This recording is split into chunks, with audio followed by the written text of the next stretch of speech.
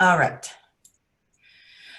So the question that they asked me to present on is how to take a physical brand and convert it to a virtual customer experience. So when I was asked to do this presentation, it made me think about all the years that Red Branch had been working virtually with our clients, and we're a full service marketing and advertising agency, but most of our clients live in different states, countries, and around the world. When COVID hit, we were of course affected like everyone else, but we felt really fortunate that so many of our clients were used to working with us from a distance. The thing that's interesting about that though, is at the same time, I also started a new business, which was in e-commerce, which means, as many of you are learning, there's a lot of differences between selling a digital experience and selling an in-person experience and service and products. So it's an entirely new set of skills. And given that most of my experience had been up until then in the B2B market, and now obviously this is in the B2C market, it also occurred to me that virtual customer experience would come in very handy. When it comes to creating a stellar virtual experience, there are a few things that have to happen, right? So let's talk through those, and then we'll talk through the 3 tenets. So we're going to talk about mapping our customer journey. Who am I? Where are they? Creating a tech stack, building something that can support your sort of foray into the virtual customer experience. And then we're going to learn the tenets, right? Customer experience takes time. And we have to figure out exactly how to do that. So first you need to imagine what the ideal in-person customer experience looks like.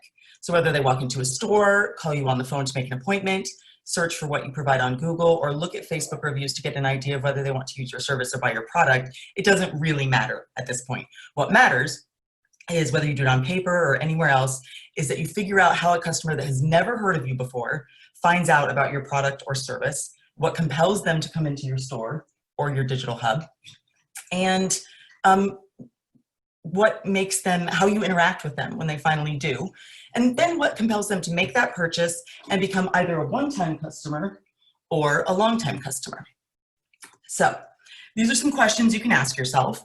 What compels them to search for you, how they find you, why they pick you, what they purchase, sorry, how long it takes them to make that purchase, and how many times you need to touch for them to buy or commit. What you offer them when they do buy or commit, how you follow up with them, if at all, and how a one-time customer becomes a repeat customer.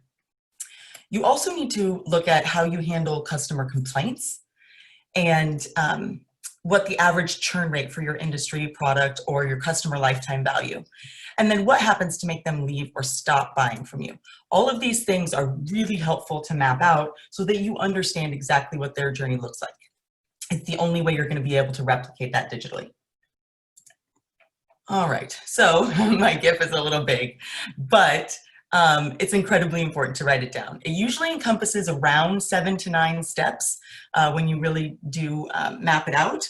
Many of us forget that we've been familiar with our products and services for a very long time, and we often don't know how our customers come to see us.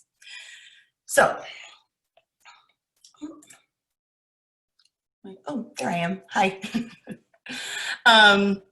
The next thing you need to do might sound like a little bit counterintuitive since we're talking about the customer first approach here, but you do need to set your scene up, right?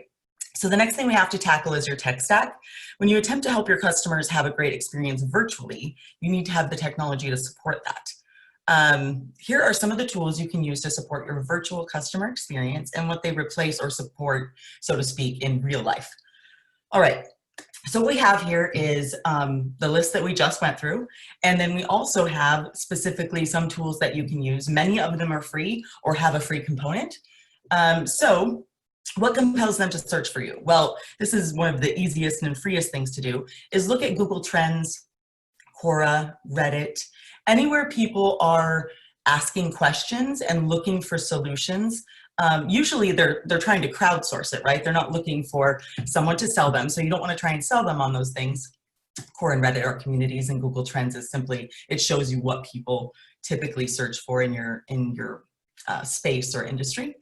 But you want to get an idea of what the pain point is if you weren't aware of it before. For example, a retail location might do a great trade during lunchtime in downtown Omaha. However, now that there are fewer people downtown in Omaha, and many retail locations have a lot of different onus put on them in terms of health regulations, that might slow down. So you may have never really examined what brought them in there in the first place. Is it the convenience of being able to pick up a gift over their lunch hour? Is it the fact that they always know that they're going to find something unique? What is it? So that's kind of what you're trying to identify here. The next thing is how they find you.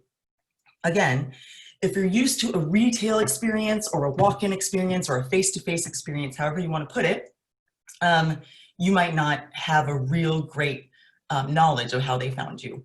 Google Analytics is very helpful here. Chances are you wouldn't be on this online conference if you didn't have a website, so I'm hoping that you do. Take a look at your Google Analytics. If you can't, take a look at your Google Analytics or don't know how. Look at a site called Alexa, not the Alexa from Amazon that we all use in our homes, but it's a site called Alexa that kind of shows you what your site traffic and other businesses like your site traffic looks like. That will at least give you a little bit of an idea. And then there's some paid tools that have free components, Ahrefs and SEMrush. This tells you how people are finding you. Why they pick you is another really important thing, often referred to as your differentiator. Again, this is really tough to figure out when much of your business has come from location-based, or perhaps it's your service or the feeling that they have when they work with you. So when you're trying to replicate that online, why they pick you is really important. And you can look at, any and all review sites, including Facebook. If you're selling software, there's G2 Crowd, Capterra, there's Google reviews, and there's customer testimonials, which hopefully you've had some, whether anecdotal or you've done a survey or anything like that. So that's why they pick you. Now, I'm going to run through the rest of these a little bit quicker, just so we make sure that we get to the good stuff here. So your inventory management, POS, Webify, QuickBooks, Shopify, or WooCommerce, all of those things are going to tell you one basic thing, which is what they purchase. What they purchase the most, the least. That'll give you a really good idea if you're moving your business online, what to start with and what's the most important thing to get shifted over. And then, not letting perfect be the enemy of good. How long it takes them to make the purchase is typically in your CRM. You can also look at Google Tag Manager if you have that set up.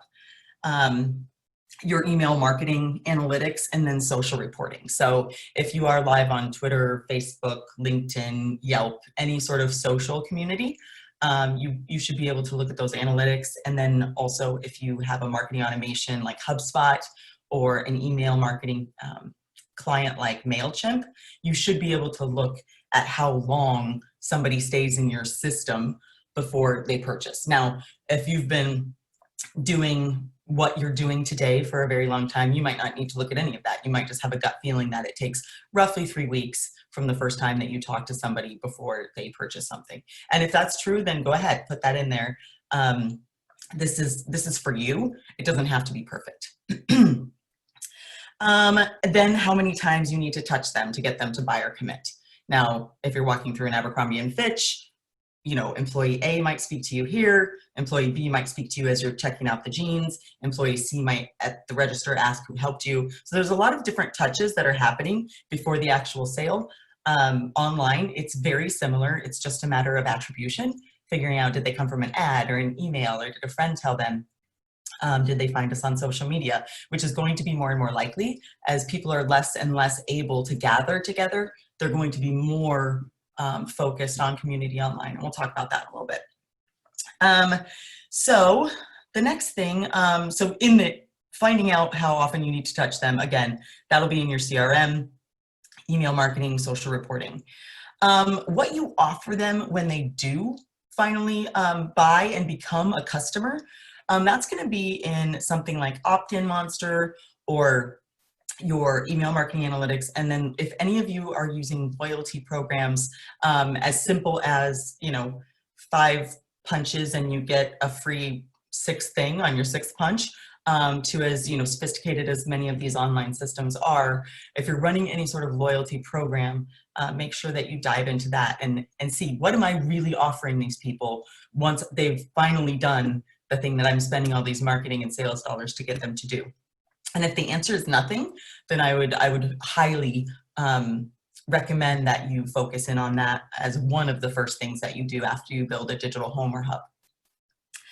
How you follow up with them, right? Do you send out a newsletter? Do you give them special discounts? Do they find out things first? And then the churn rate for your own personal customer versus the industry. So this is going to vary, wildly. If you're an accountant, it's going to look very different than if you run a candy shop. So no matter what it is, you're probably going to have to research that yourself a little bit. So just keep that in mind. And then finally, only you know, hopefully, what makes them leave or stop buying from you, okay? So if you don't know what makes them leave or stop buying, that means that you're probably not looking at your reviews. You're probably not paying real close attention to what your customers are saying about you.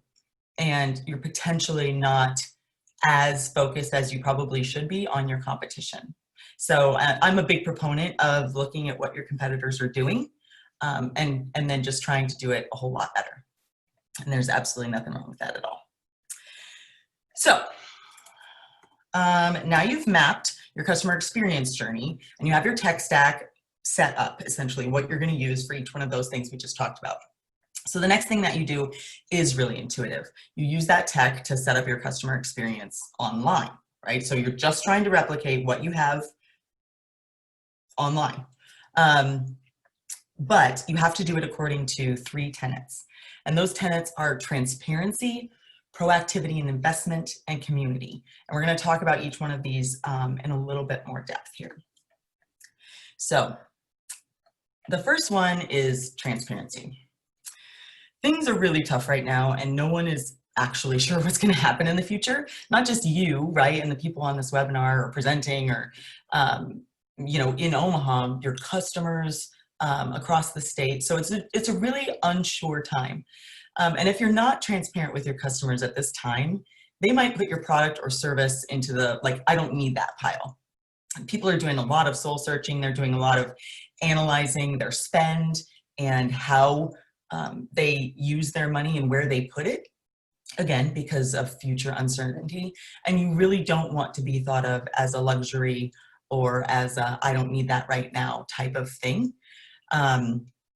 It's a very real danger. So you need to identify that pain point and be really open and honest about how you can solve it. So how do you be as transparent as possible with your customers when they're online?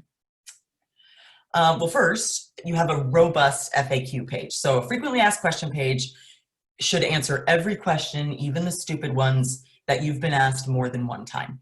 If it's not clear to more than one person, then it's just not clear. So consider that, have a family friend, have somebody who doesn't really know what you do or isn't super up on, how you make your living. Have them go through the process. What isn't clear here? Do I need more specific pricing? Is this frustrating to get through? How many clicks did it take? Would you buy this? So that's kind of what I mean. It's a bit of UX and it's a bit of intuition. UX, for those who may not know, is user experience. So having a robust FAQs page allows people to search for information without having to talk to you. And although we are going to talk about community and how much people are craving that right now, they still don't want to talk to you right away. They still kind of want to find out. Some people are scared that their question is kind of dumb, or some people are scared that, if they do ask about the price, it's going to be more than they can afford, or whatever it is. So you want to give them a place to find that without any judgment or without any worry that they're going to look inexperienced or not sophisticated. Next, you want to use those same frequently asked questions to build a chatbot. So chatbots are everywhere right now. Probably the easiest ones to set up are on Facebook Messenger. They do make it dead simple. There are some more sort of impressive, robust systems like there's one in HubSpot and most marketing automation platforms. And then there's something called Drift. But if you just look up chatbot for whatever you're building your website on, whether it's WordPress or whatever, they have things that you can add to your website that can help answer those questions as well. So, but make sure that your chatbot is aligned with whatever you're doing on social media. So that chatbot on Facebook Messenger, make sure that those questions are aligned. You don't want one set of questions on Facebook and a whole nother on your chatbot on your website. Now, I will say, excuse me, the order of the questions may change, right? So you might have on Facebook, people are probably looking like, are they open? What kind of services do they provide? Do they work with companies like mine or people like me? Do they have any, appointment setting capabilities, things like that. So that's probably gonna be the first impetus of somebody that's going on Facebook Messenger. When they're on your site, they've kind of already found you. And so they might be more interested in all of those things, yes, but you might want to get a little bit more information out of them. Hey, what brought you here? How can I help you? If you have, 3 or 4 issues that tend to bring people into your product or service, have those there so they can just kind of click like, oh, I struggle getting leads for my business, or my brand isn't taking off the way that I hoped, or whatever the, things that people bring people to you. Make sure that those are there and easy to click. You don't want them to have to write it out. The added benefit of making those little buttons essentially is that you can then analyze that data and see, oh, I was right about 3 of these things that bring people here, but this 4th thing, nobody's clicking it. So maybe it's just not as important as I thought. So issues that they have, might include a package that didn't arrive, or you don't have their size.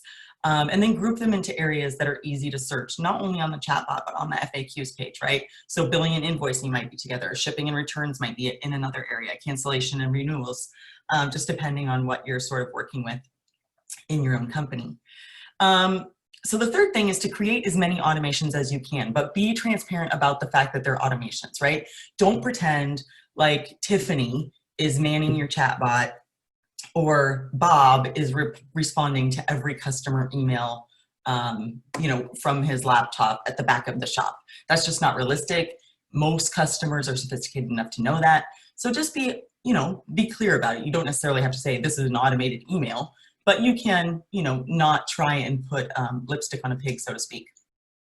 So if you're sending an automated email, don't try and act like it's a real person. Instead, acknowledge you received their email. That's usually when you have an autoresponder, and you're using the latest tech to make sure that they know that you did so, right? Your email is important to us, or whatever kind of verbiage you want to use there.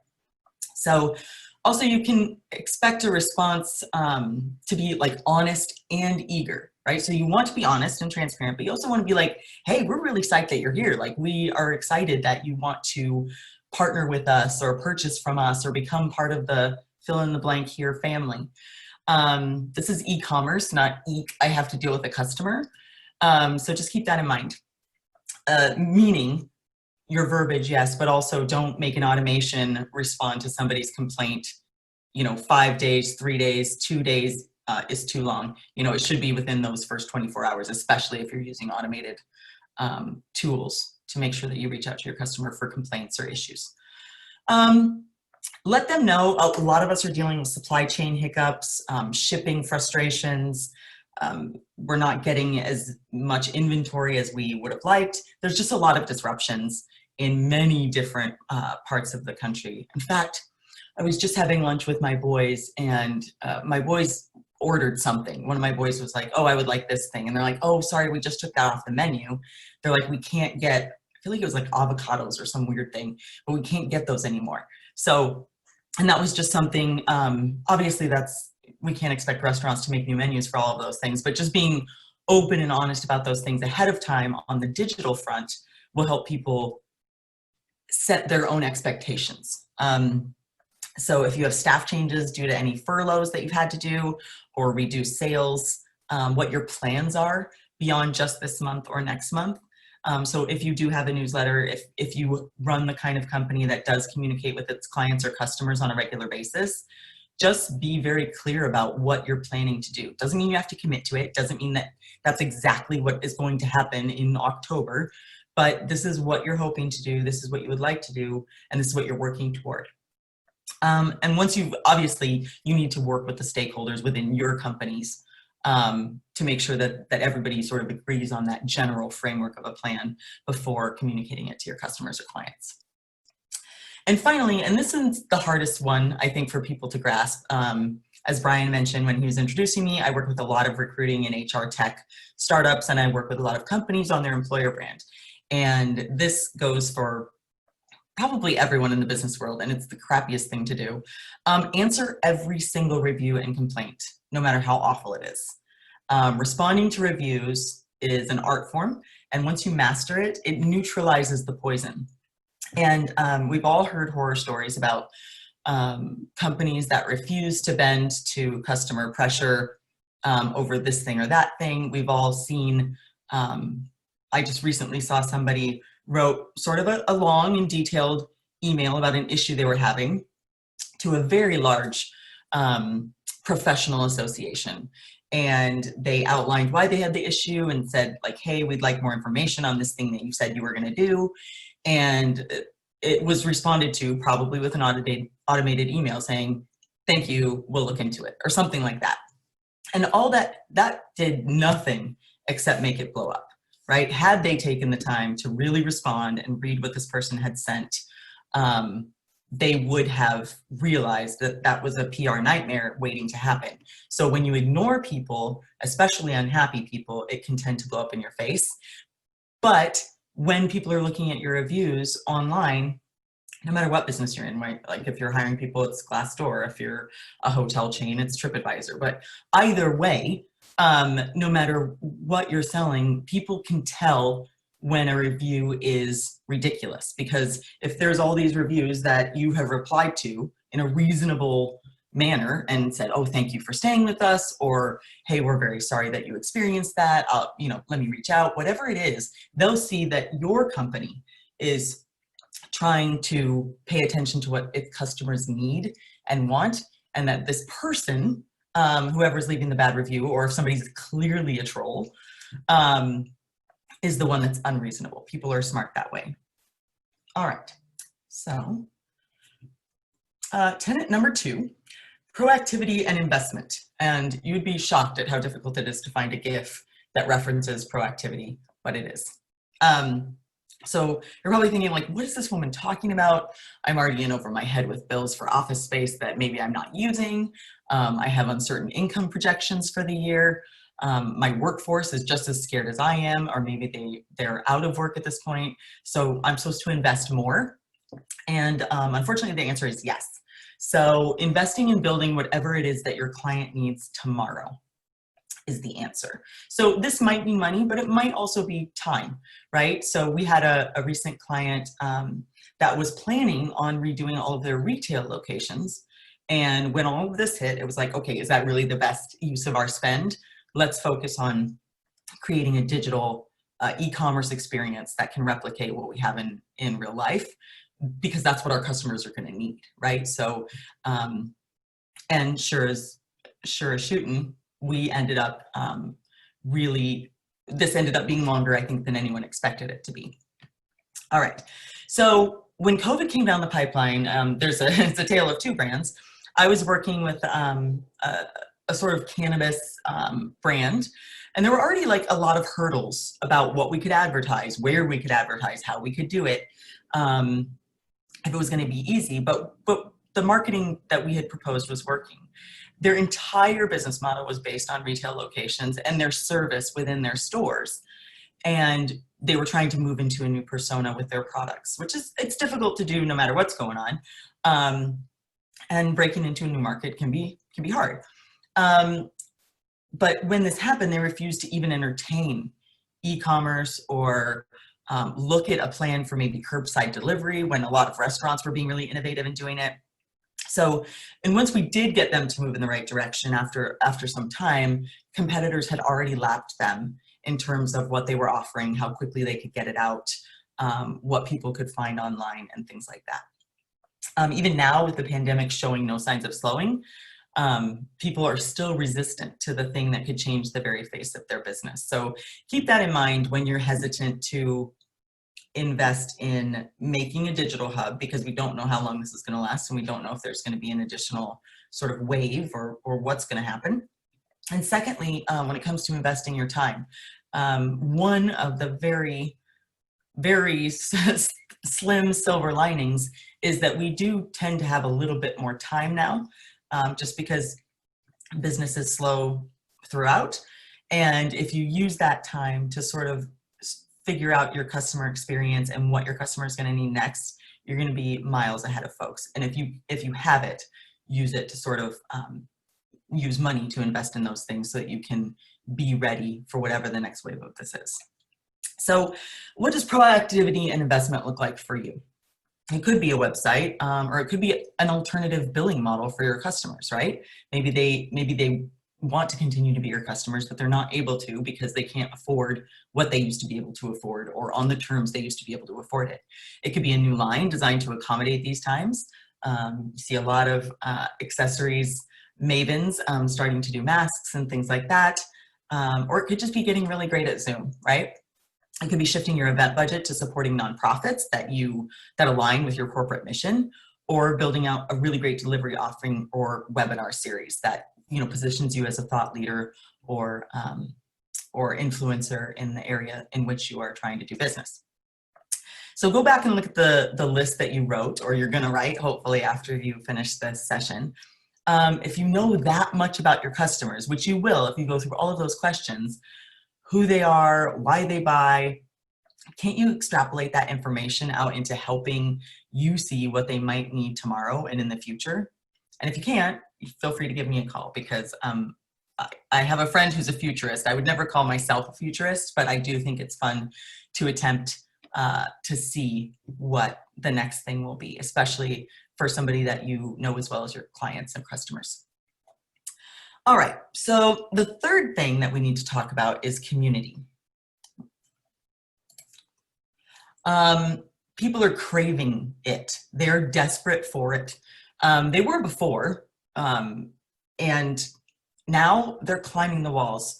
They want to connect over interests, work, dogs, clothes, business, diets, neighborhoods, favorite restaurants. You get it. If you are interested in something, or if your clients are interested in something, or your customers are interested in something, there is an affinity group out there for it, likely on Facebook, but there are plenty of other places to see where these people gather.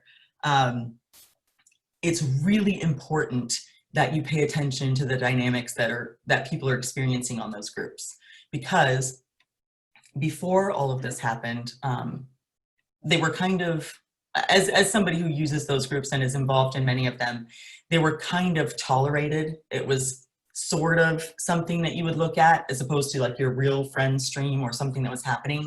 Now I feel like it's almost switched, that groups tend to be even more active than they were before, that people want to connect even more than they did before. And you'll notice even in, and I'm using Facebook, although it's not the only place, you'll notice even Facebook changed the way that their interface looks to put more of a focus on groups, which I thought was really interesting. So I spoke about this last year, actually, at HubSpot Inbound. Pour one out for our conference goers. I do miss those. I said, I'm a stress shopper. Like, I love credit cards, I love points, I love Nordstrom Rack. Anyway, as I was whipping out my Amex Platinum, a light bulb went off, right? So I wasn't a client of Amex, I was a member. I paid a massive premium for the card above other cards that were valued higher, but I felt like I belonged when I went to the American Express Travel Hub, which, if any of you have ever used it, you know that it's a giant pain in the neck to use. So why am I on here, right? I would go to that site to book trips. I would go to see if there was a discount. They could negotiate on my behalf. It just made me realize that people want to be part of a community, to feel like they belong, to feel like they're ahead of the game, and to feel like they can they have somewhere to go. That's a safe place that they know what to expect when they get there. So did I just quote myself? Yes, I did. I'm about to do it again. How do you make clients feel like they belong? With anniversaries, celebrations, with in-depth analytics and suggestions. Yes, things that seem rather cliche at the moment, t-shirts, stickers, mugs, magnets, by remembering their birthdays in a meaningful way and offering gifts that are both thoughtful and personalized.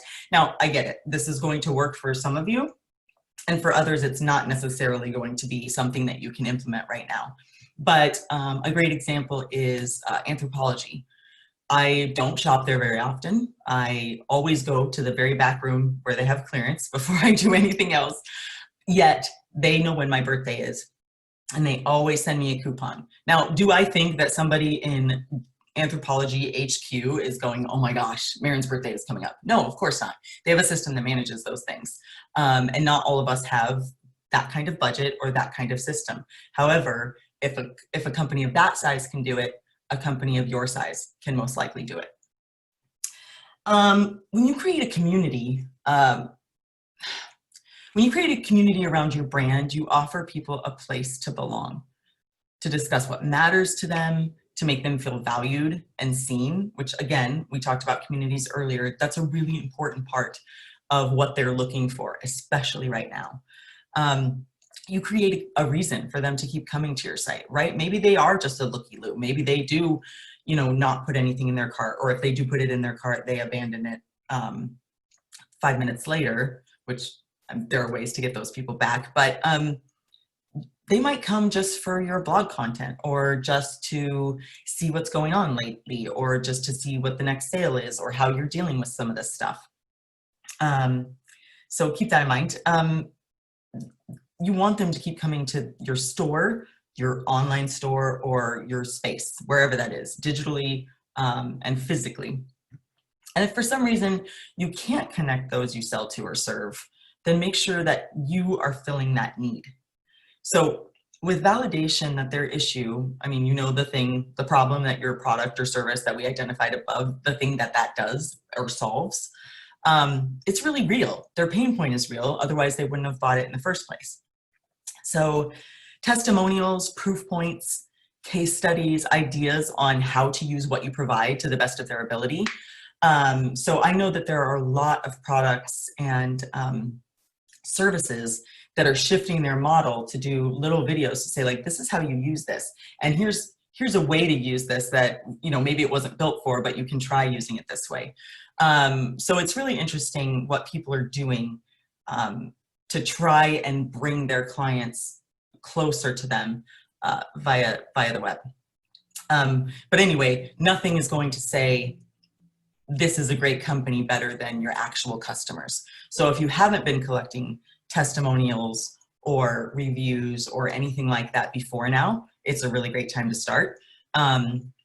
You can easily go to your own Facebook, Yelp, Google, and wherever there might be reviews of your company, and cherry pick the things that you would like to say. You can share those on social. Don't necessarily share the person who wrote them or said them, unless there's some value in doing so. But just let people know, like, people are saying this about this company, and that social proof is more valuable than anything that you're going to get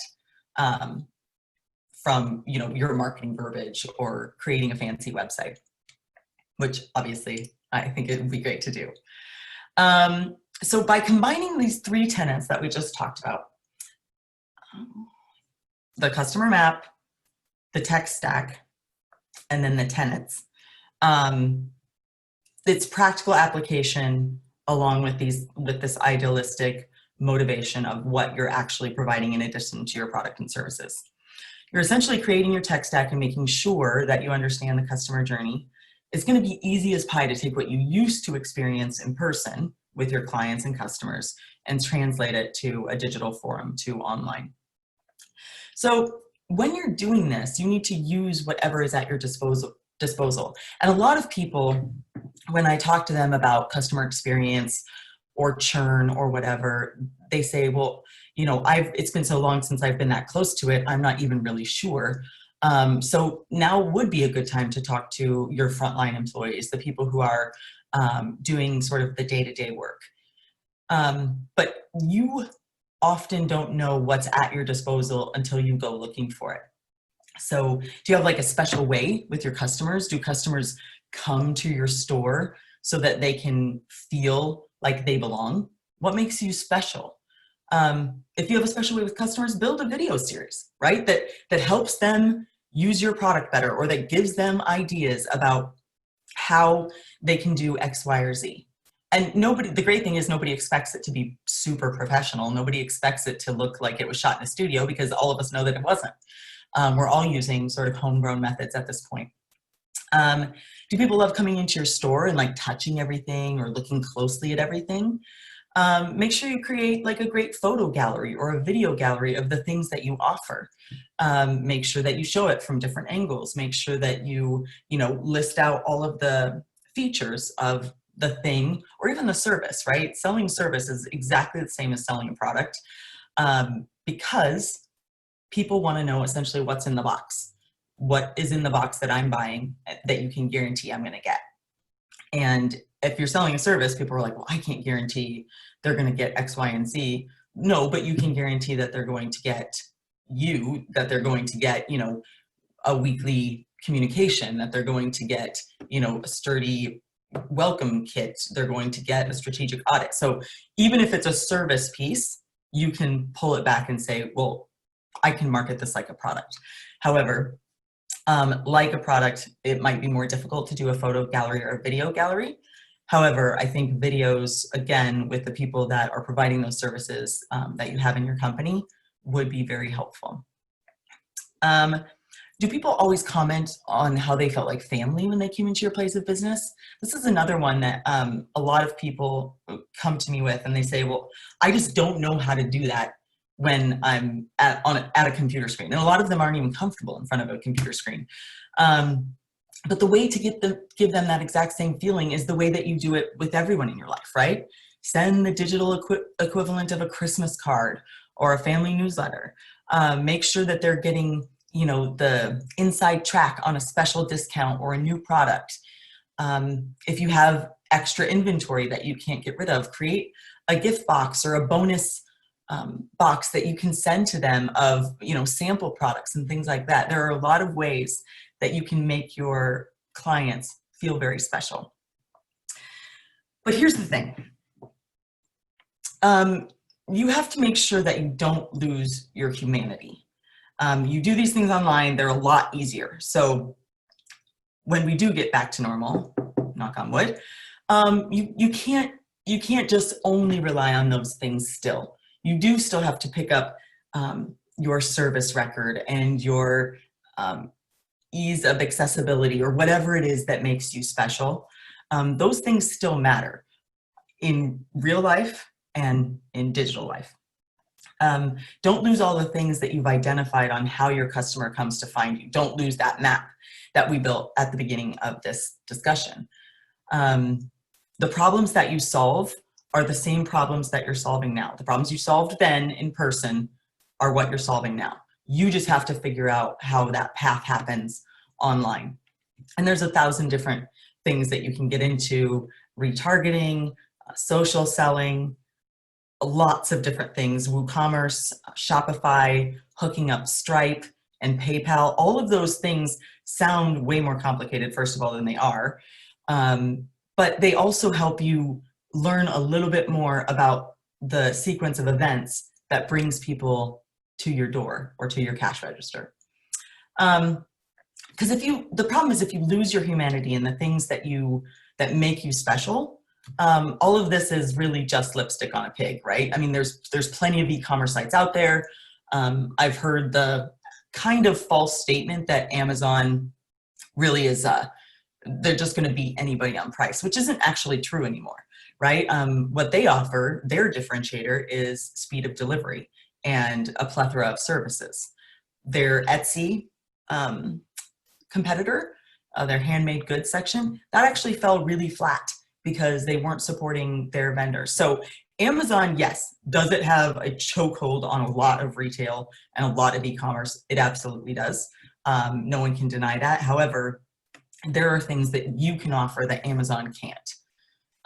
All of the things that we just talked about. So don't lose, you don't want to replace the in-person experience for your customers. That's not the goal. The goal is to augment it so that you provide this holistic, complete experience for all of your customers and the people who will one day become your customers. It's really difficult for people to understand that putting all of this together is not nearly as complicated as it sounds.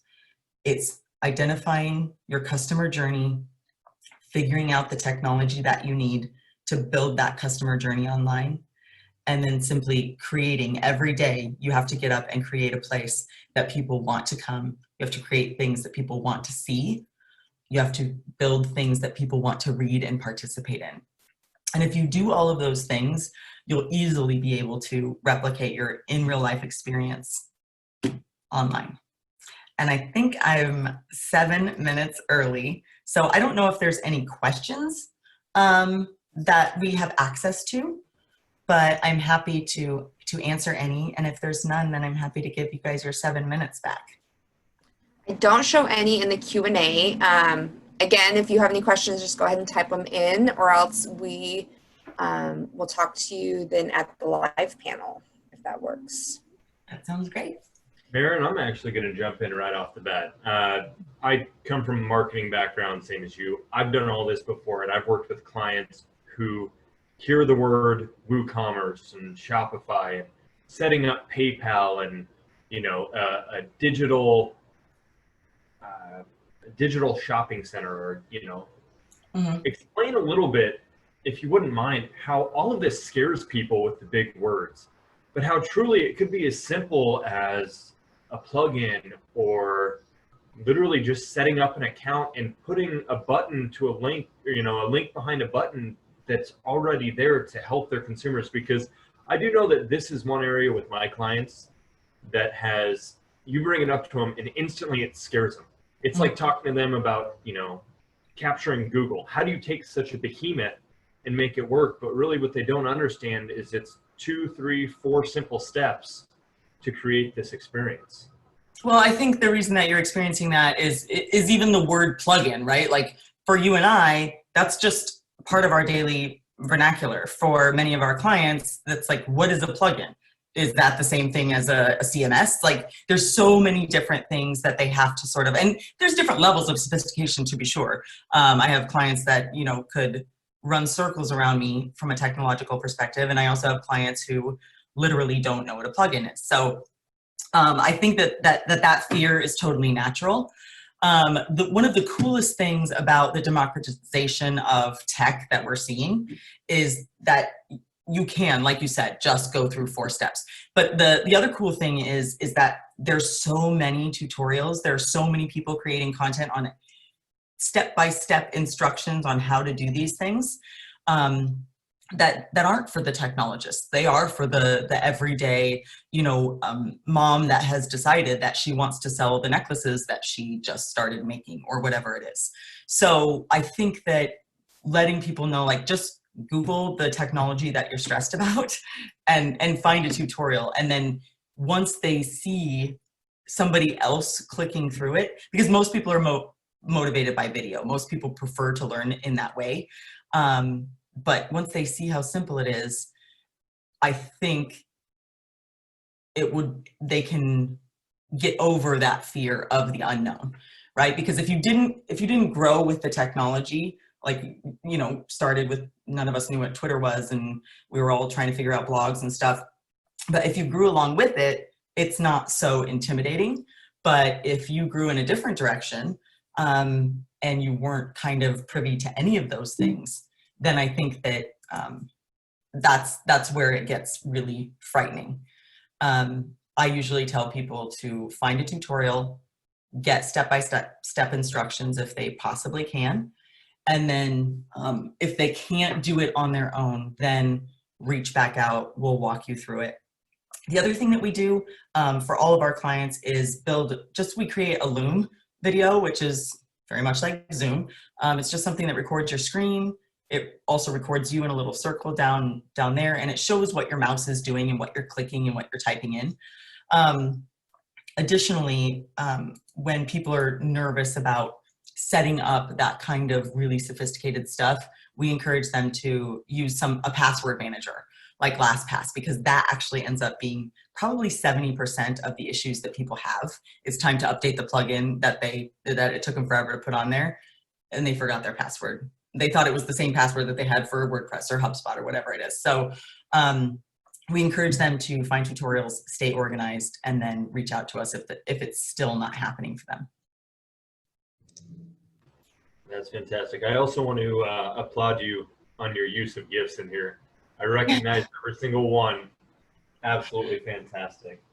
Oh, good. Well, I know some of them didn't really show up, so that was kind of a bummer. But I do, all the people that you saw in the slideshow are people that work at Red Branch Media, with the exception of obviously like Michael Scott. But everybody else are behind all the stuff that we do, and behind